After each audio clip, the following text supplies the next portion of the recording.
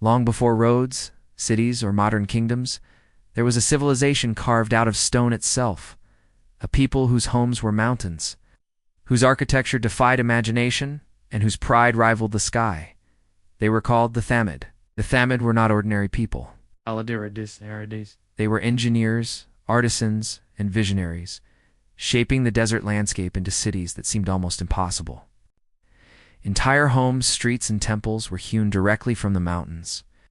Imagine walking through towering rock halls, sunlight streaming through carved windows, and thinking that humans could conquer nature itself.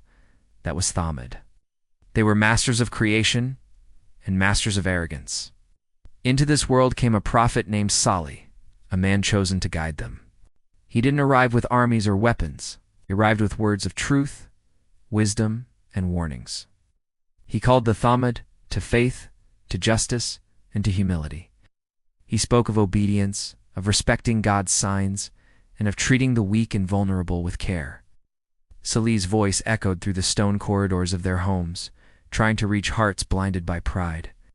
And then came the miraculous sign, the she-camel. It's not an ordinary camel, but a living, breathing symbol of divine authority. She drank from the spring only on certain days, a test of patience and obedience. Salih warned them, "Do not harm her. Respect her. She is a sign for you." For a time, some listened. For a time, awe and fear kept them in check. But human arrogance is relentless. Their pride blinded them. Their wealth made them dismissive, and their power made them bold. They plotted against the she-camel. They challenged the prophet, and when the test was failed, the warning became a sentence. The Qur'an recounts the catastrophic end. Sound, a blast, a divine decree that shattered the civilization. It wasn't fire, war, or disease. It was something more absolute. Nature itself seemed to rise against them. Some reports describe a deafening roar, a collapse of structures, a wind so fierce it carried away their lives and their cities. The mountains that had once been homes became silent tombs, streets filled with dust. Carved halls became empty, echoing with the whispers of those who had once lived there. Today, the ruins of the Thamud stand as haunting reminders. Petroglyphs, hollowed stone dwellings, and abandoned temples stretch across the Arabian desert. Archaeologists marvel at their construction, wondering how such precision was achieved.